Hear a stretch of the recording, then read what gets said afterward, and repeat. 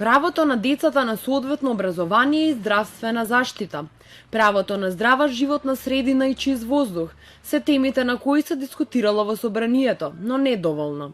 Во период од 6 месеци, од јули до декември месец минатата година, од 26 одржани седници, пратениците за детските права директно зборувале само на 7.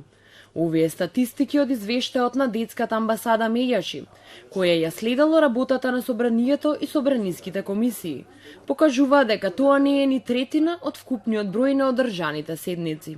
Од вкупно 12 предлог закони, 4 биле поднесени од група на пратеници, што за нас е битно индикативно колку пратениците самостојно алудираат или дискутираат или предлагаат некои законски решенија поврзани со детските права. 6-месечното истражување покажало дека Комисијата за труд и социјална политика и Комисијата за образование најмногу ги третирале детските права.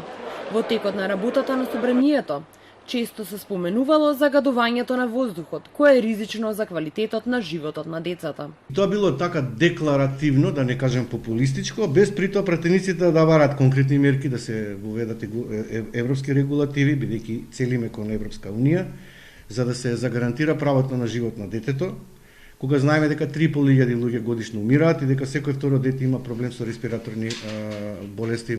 Од Меѓаши очекуваат во иднина, освен на основните, акцент да се стави и на другите права, како права на детско учество или слобода на говор, а и посочија дека е потребна и поголема самоиницијативност на пратениците, бидејќи од тоа што тие ќе го донесат како закон, зависи како ќе се реализира остварувањето на овие права.